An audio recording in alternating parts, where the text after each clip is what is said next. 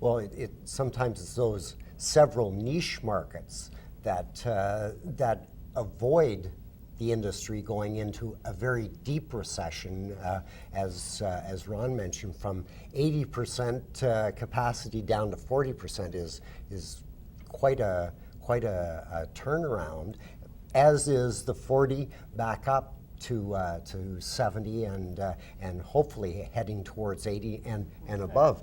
But Ron, you recently launched New Steel. Correct. A campaign. Now, tell us about New Steel, because is there new steel? Well, there's a lot that's new about steel, and I mean, new can be applied to steel in a number of different ways. I mean, first of all is just the innovation in steel as an advanced material. You know, it's been estimated that half of the steels actually being used today didn't exist in that particular form a decade ago. Different alloys, different properties and features, lighter, stronger steels, which, by the way, is very important as you look also to what people call the new economy or the green economy. So, for example, if you look at where are the opportunities for a more environmentally sustainable future. So you talk about windmills, which sit on steel platforms. More fuel-efficient vehicles. Well, you make those by making lighter and stronger steels. And so solar panels, all of this is steel-based. So there's an important part of both the environmental story, but the growth opportunity, I think, that you can trace to steel. So that's kind of an important part of that question, no doubt in my mind. David, tell me about being named the Man of Steel. Yeah, that was. That's got to be a terrific honor. It was a great honor. But you know, the real heroes of steel, you know, are the producers, are the workers who on a day-to-day basis, the researchers who are trying to find new and innovative steels, like we've both spoken about here, to meet the demands of a new marketplace, to meet the demands of... And that marketplace is changing constantly. Oh, absolutely, and stringent environmental regulation as well. So they're the real heroes who are working on a day-to-day basis and taking a very traditional product like steel and making it into this innovative new material to be the same, hopefully the same basis and more that it is in all these different sectors that we've mentioned repeatedly, from infrastructure to energy to automotive. So I should be calling you Mr. Man of Steel? No, that's quite all right. The Honorable Man of Steel. I think Ancaster, Dundas, Fenner, Westdale has been tough enough for you. So. Exactly. But maybe I'll just call you David Sweet. That's much easier. But if I could just add to David's comments on the kind of the whole, and again to your question on the New Steel campaign. So we wanted to, you know, it's about, you know, kind of new steel products. There are dimensions of the industry itself that are new.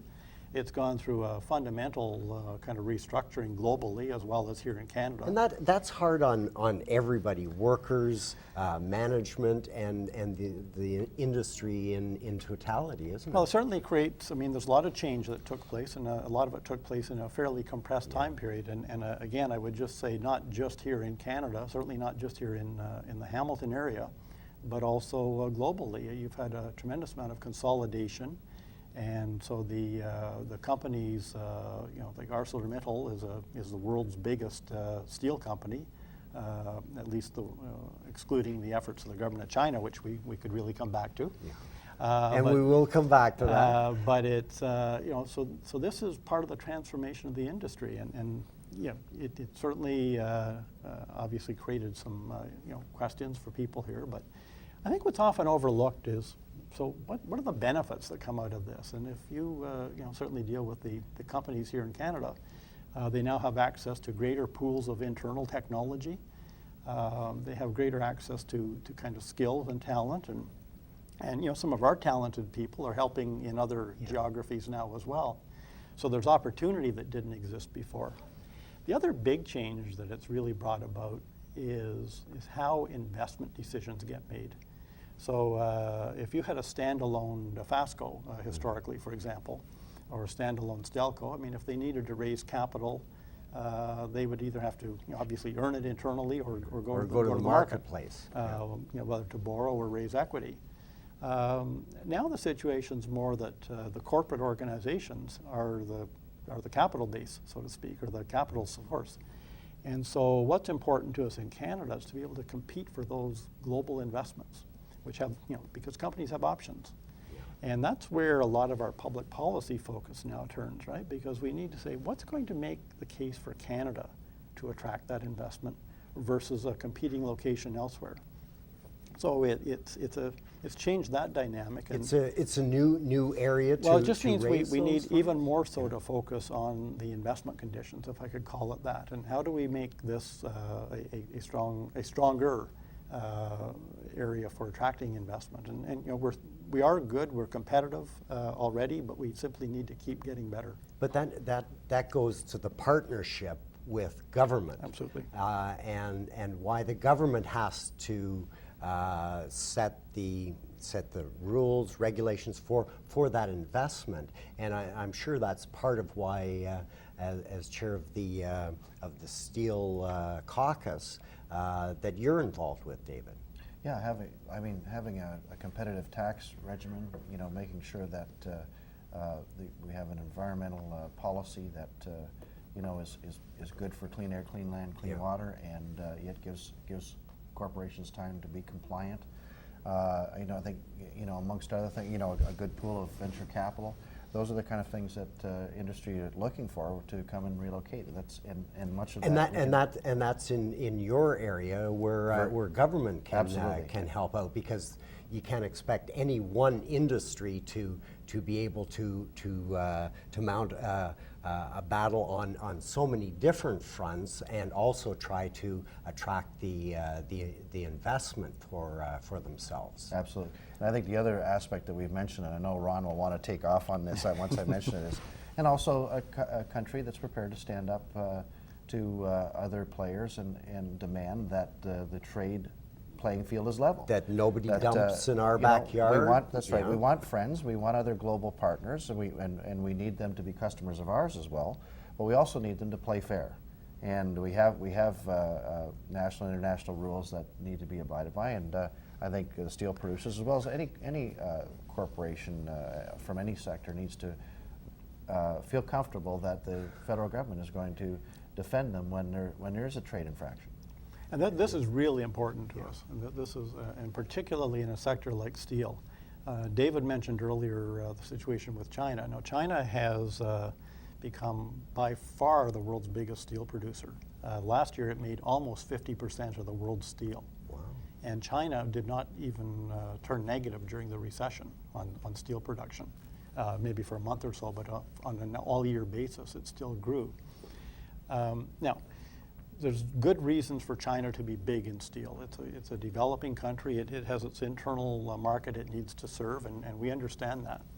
But what is also clearly the case with China in particular is the extent to which it's seeking what people sometimes call mercantilist policies to export to other jurisdictions. Now, again, if it were on a fair basis, an unsubsidized basis, that's what happens in global commerce. But certainly the evidence from the independent inquiries, the judicial determination, or the quasi-judicial determinations, are that from China the steel is regularly dumped and subsidized. And so what do we do about that? Well, we take trade actions, as they're called, and those can happen in two ways. The government can challenge subsidies and other unfair practices that are not consistent with the World Trade Organization rules. And that's where David said where government jumps to your defense. And China is a member of the WTO, and so we just say there are rules you agreed to when you joined the global commercial system, so live by the rules. Secondly, individual companies can take trade actions against China when products are being dumped into the country. And again, there's an independent inquiry process. There's an independent, a tribunal that adjudicates these things. And again, China is has been regularly found offside here in Canada, but in the US, in the European Union, Mexico, there's a lot of trade cases against China, and that goes to persistent practice of subsidization and other forms of really creating unfair advantage for their exports. And what I've noticed about our Canadian steel producers, and I'm proud of it, is they're prepared to compete any All other they want is a company. level playing field. Level playing field. They're coming to us as parliamentarians, coming to us as government, because I'm a government member, and they're saying, listen, we need to know that we can be here, produce steel. We're prepared to compete, but we need to know that you're going to defend us in the world stage. Well, steel, particularly in this area of the country, and I guess right across the country, is so important to our manufacturing, to retain that manufacturing here. And if we let it get away by unfair trade practices, gradually it'll decline and slide away somewhere else. Right. And we won't have that steel industry. And to have a good economy, that steel industry has to be strong, and therefore you have to have the fair trade practices. And I assume that that's why that you're involved, David. Yeah, and just as having the steel, good, strong steel players here in Canada has us attract capital and jobs, the migration of which would also mean a migration of employment opportunities as well. So we want to make sure that this is an industry that we do the best that we possibly can to defend and make sure that they have the global fairness that they need. And if I could just quickly add to this sort of theme. I mean, you're quite right. I mean, if we aren't able to, aren't sort of provide the opportunity to compete on a fair basis in our And own we're not market. talking propping up steel. No, we're absolutely not. We're And talking about making it a level playing field. So if I could make two Yeah. two quick observations on that. I mean, the first is absolutely that point. When our industry or the government launches a trade action against China, for example, this isn't to put up a new wall. This is not to put up a new barrier that didn't exist before. This is to enforce the rules when behavior is offside the rules. Exactly. This is called a trade remedy. That's Yeah. correcting. Yeah. So in fact, what you're trying to do with these rules is restore the fair operation of the Canadian marketplace. But I'd like to pick up on the other point you made. And Okay, quickly, Yes. we're running out of time. And if we here. lose our steel industry, if we have these problems and our steel industry declines, I mean, our view, and we've got some work that we're conducting externally on this, it's not just the steel industry that gets affected in that case. We talked about the industrial linkages. So if we didn't have a strong steel industry here in Ontario, for example, The car industry we would not have the wouldn't. automotive industry we do. And that's the additional migration that would be at risk. And that's something that we all have to keep in mind, that it's a ripple effect. Ron, I want to thank you very much for joining us today. It's been a pleasure. Thank you. Ron Watkins is president of the Canadian Steel Producers Association.